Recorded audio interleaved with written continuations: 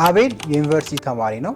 በተደጋጋሚ ፕሬዘንቴሽኖች ክላስ ውስጥ ይሰጣቸዋልና በተቻለው መጠን ወይ በግሩፕ ውስጥ ተደብቆ ካልሆነም በመቅረት የፕሬዘንቴሽን ቀናትን ወይም ፕሬዘንት ማድረግ ያለበትን ጊዜ እያለፈ እየሸወደ ለረጅም ጊዜ ቆይቷል። በዛም ምክንያት በጣም በሚያሳዝን ሁኔታ ውጤቱ አሽቆልቁሎ በብዙ ፕሬዘንቴሽን ባለባቸው ኮርሶች ላይ ግሬዱ ሲና ከዛ በታች ሆኖበታል።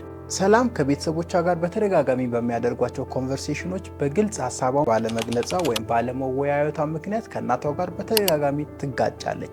በጣም ዝምተኛና አይናፋር የምትባል ልጅ ነች።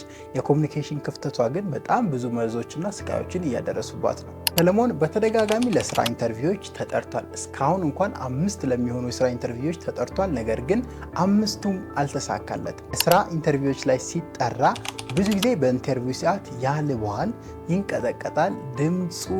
ድምፁ ኢቭን ለኢንተርቪወሮች አይሰማም። በተደጋጋሚ ስራ ያጣው በዚህ ምክንያት እንደሆነ ውስጡ ልቡ ያውቃል። ነገር ግን ለማስተካከል ምን ማድረግ እንዳለበት አላወቀም። ከነዚህ 3ቱ ሰዎች የእናንተ ታሪክ ከማ ጋር ሪሌት ይሆናል? ዓለማችን ላይ ከኮሚኒኬሽን ስኪል እና ፐብሊክ ስፒኪንግ ዘንድ ፐብሊክ ስፒኪንግ ላይ ያተኮሩ በጣም ብዙ ጥናቶች ተጠንተዋል። ከሱም በላይ ደግሞ በጣም የሚገርማችሁ 4 ሰዎች በጣም የሚፈሯቸው ነገሮች ተብሎ የተጠቀሱ ነገሮች አሉ ዓለም ላይ።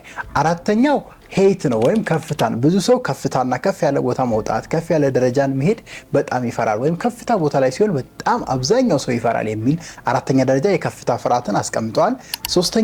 ሶስተኛ ላይ ሰዎች በጣም የሚፈሩት ነገር ይሄ ስፓይደር ወይም ቦክስ የምንላቸው በተለይ ሴቶች ዘንድ ያለ አይጥ፣ በረሮ ምናምን የሚባሉ ነገሮችን ሲያዩ በጣም ሰዎች የመፍራትና የመደንገጥ ባህሪን ያሳያሉ ይላል ጥናቱ። 2ኛ ደረጃ ላይ አብዛኛው ሰው የሚፈራው ነገር ብሎ ያስቀመጠው ሞትን ነው። ፈራላችሁ ግን ሞትን? ኮሜንት ላይ አስቀምጡልኝ እናንተ። በዚህ አጋጣሚ ሞትን አብዛኛው የዓለም ሰው ይፈራል ብሎ 2ኛ ደረጃ ላይ ያስቀምጣል። ከሞት በላይ ግን ብዙ ሰዎች የሚፈሩት ነገር ምን ይመስላችኋል? በጣም በሚገርማችሁ ሁኔታ ፐብሊክ ስፒኪንግ ነው፣ ወይም ሰዎች ፊት ማውራት፣ ሰዎች በተሰበሰቡበት ሀሳብን መግለጽ፣ ኢፌክቲቭሊ የተሰማንን ስሜት መግለጽ። ፐብሊክ ስፒኪንግ ከፍርሃቶች ሁላ በዚህ ጥናት 1ኛ ደረጃ ላይ ነው የተቀመጠው። ስገባም ያስቀመጥኳቸው ሰዎች ታሪክ የሚያሳየው ፐብሊክ ስፒኪንግ ላይ ያላቸውን ክፍተት ነው። ፐብሊክ ስፒኪንግን ለማስተካከል መረዳት ያሉባችሁን ወሳኝ ነጥቦች በዚህ ቪዲዮ አካፍላችኋለሁ። የመጀመሪያው ፐብሊክ ስፒኪንግ ምንድን ነው የሚለውን ወይም ኮሚኒኬሽን ምንድን ነው የሚለውን እየቀያየርኩ ነው ቃላቱን የምጠቀመው፣ ምንድን ነው የሚለውን ማወቅ ነው።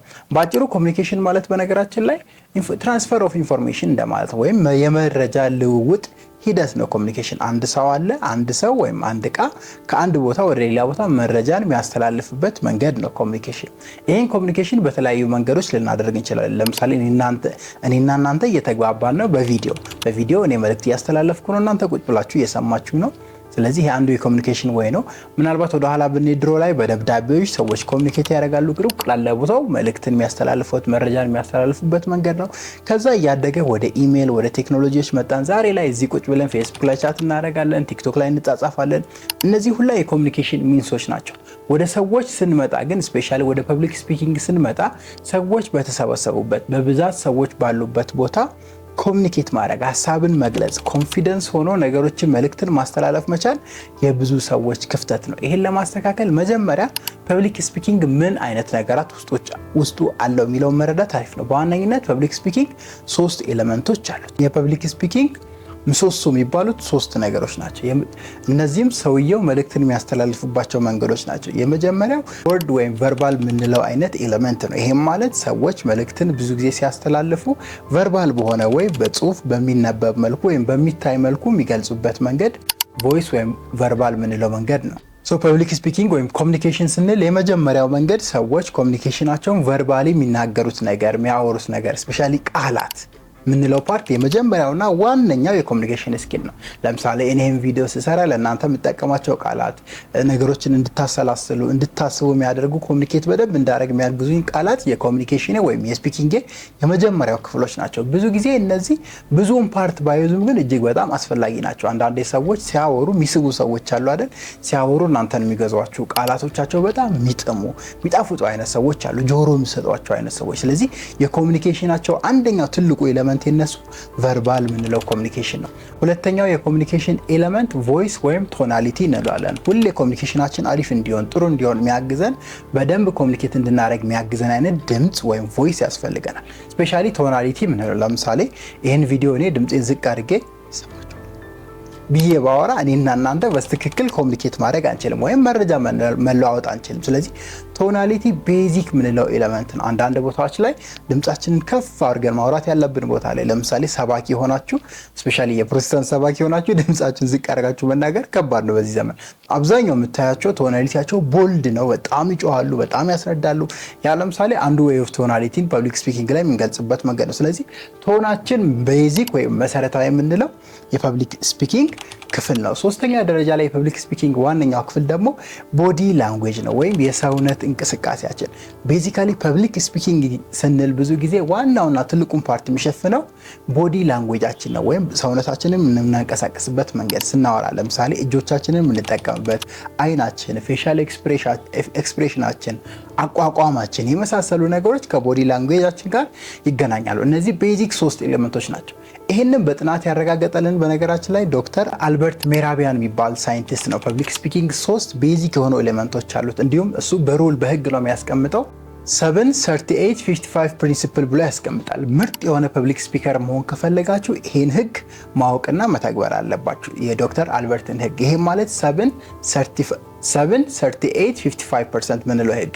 ይሄ ማለት አንድ ሰው ጥሩ ፐብሊክ ስፒከር ለመሆን በዋነኝነት የሚያስፈልገው እውቀት የሚያስፈልገው ክህሎት በእነዚህ ሩሎች ላይ የተመሰረተ ነው ብሎ ያስቀምጣል። የመጀመሪያው ቨርባል ያልኳችሁ ክፍል ማለት ነው፣ ወይም ቃላት መረጣ፣ የምናስተላልፋቸው ቃላት፣ የምንናገራቸው ቃላት ለኮሚኒኬሽናችን ወይም ለተግባቦታችን ኦንሊ 7% ያክል ቦታውን ነው የሚወስዱት ብሎ ያስቀምጣል። የፈለገ አንደበታችሁ ጣፋጭ ቢሆን የፈለገ አንደበተ ርቱዕ ብትሆኑ ኮሚኒኬሽናችሁ ላይ ትልቅ ኢምፓክት የለው። ሞር ከዛ በላይ ግን 38% የሚሆነውን የሚወስደው ከቨርባል ይልቅ ቶናሊቲያችን ነው በትክክል ለመግባባት ይላል። ቀደም እንዳልኳችሁ ለምሳሌ ሰዎች በተሰበሰቡበት ቦታ መጮህ ማይጠበቅባችሁ ቦታ ላይ ቶናሊቲያችሁን ከፍ አድርጋችሁ ምናምን እያላችሁ ብትጮሁ ከሰዎች ጋር ያላችሁ ተግባቦት በጣም ነው የሚወርደው። ምናልባት ጥሏችሁ ሰው ሊወጣ ይችላል፣ ላይሰማችሁ ይችላል፣ በትክክል መልእክታችሁን ላታስተላልፉ ትችላላችሁ። በዛው ልክ ደግሞ ሰዎች በተሰበሰቡበት ቦታ መድረክ ተሰጥቷችሁ ድምጻችሁ ማይሰማ ምናምን የምትሉ ሰዎች ከሆናችሁ ኮሚኒኬሽናችሁ 100% ሎር ነው የሚሆነው። ስለዚህ ቶናሊቲያችን የሰዎች ድምጽ ወይም ያላቸው ቶን ለኮሚኒኬሽናቸው 38% ያክል አስተዋጽኦ አለው ይላል። ስለዚህ ቤስት ኮሚኒኬተር መሆን ከፈለጋችሁ ቨርባል ስኪላችሁ ጥሩ ነው፣ ያስፈልጋል፣ መስራት አለባችሁ። ሞር ከቨርባል ስኪላችሁ ደግሞ በደንብ መስራት ያለባችሁ ቶናሊቲያችሁ ላይ ነው፣ ድምጻችሁ ላይ ነው። ስፔሻሊ ስቶሪዎችን ስትነግሩ፣ ምናልባት የሚያሳዝኑ ነገሮችን ስታወሩ ኤቭሪዌይ ቶናሊቲ ህጎች አሉት። ቤተክርስቲያን ላይ ራሱ 7 አይነት ቶናሊቲዎች አሉ ይባላል። የኦርቶዶክስ ቤተክርስቲያን ላይ ብትሄዱ የምትሰሙት ድምጽ አባቶች ሲያስተምሩ እንደምን ዋላችሁ፣ ሰላም ናችሁ፣ እግዚአብሔር ይመስገን ብለው ቀስ የምንለው ድምጽ አለ፣ አንድ ቶናሊቲ ነው። ፓስተሮች ጋር ብትሄዱ ውጣ ምናምን እያሉ የሚናገሩበት ቶናሊቲ አለ። እያንዳንዱ ቦታ ላይ ቶናሊቲያችን ይለያያል። ስለዚህ ኮሚኒኬተር ስንሆን ቤስት ፐብሊክ ስፒከር ለመሆን ቶናሊቲያችንን በደንብ ማወቅና መረዳት ይጠበቅብናል። ሶስተኛውና ዋናው ደግሞ የፐብሊክ ስፒኪንግ ምሰሶ የሚባለው ቦዲ ላንጉዌጅ ነው። የፈለገ ቨርባላችሁ ጥሩ ሆኖ የፈለገ ቶናሊቲያችሁ አሪፍ ሆኖ ቦዲ ላንጉዌጃችሁ የተበላሸ ከሆነ ኮሚኒኬሽናችሁ አፈርድሜ ነው የሚበላው፣ ዜሮ ነው የሚበላው። ቦዲ ላንጉዌጅ ስንል የመጀመሪያው ለምሳሌ ፌሻል ኤክስፕሬሽናችን ይጀምራል። ለምሳሌ ይህን ቪዲዮ እንዲኮስትር ብዬ ብሰራ በእርግጠኝነት ከእናንተ ጋር መግባባት፣ እናንተ መልእክቱን መቀበል ደስ አይላችሁም፣ አይመቻችሁም በእርግጠኝነት። በዛ አጋጣሚ መድረክ ላይ ወጣችሁ ለምሳሌ እግራችሁን አጣምራችሁ ብትቆሙ፣ እጃችሁ እንደዚህ አጣጥፋችሁ ብታወሩ፣ ወደኋላ እያያችሁ ምናምን ብታወሩ ማንም አይሰማችሁ። እነዚህ ቦዲ ኤክስፕሬሽናችን ለኮሚኒኬሽን ያለውን አስተዋጽኦ የሚያሳዩ ናቸው። ስለዚህ በዋነኝነት 3ቱ ኤሪያዎችን ኤሌመንቶችን መረዳት ፐብሊክ ስፒኪንጋችሁን ወይም ኮሚኒኬሽናችሁን አሪፍ እንዲሆን ያግዛችኋል። ስለዚህ ቨርባል ላይ ጥሩ መሆን አለባችሁ፣ ደን ቶናሊቲያችሁ ላይ መስራት አለባችሁ። ከዛ በመቀጠል ደግሞ ቦዲ ላንጉዌጃችሁ ላይ ስፔሲፊካሊ በጣም ጎበዝና ጠንካራ መሆን አለባችሁ። እነዚህ 3 መሰረታዊ የፐብሊክ ስፒኪንግ ስኪልን የምታዳብሩባቸው መንገዶችና ማወቅ ያለባቸው ኤሌመንቶች ናቸው። በቀጣይ ስትራቴጂዎችን ይዤ እመለሳለሁ። ጥያቄ ወይም ሀሳብ ካላችሁ ኮሜንት ላይ ማስቀመጣችሁን እንዳትረሱ። ታላቁ ሊቃውንት ሊቅነት ነበርኩኝ። ቴንክ ዩ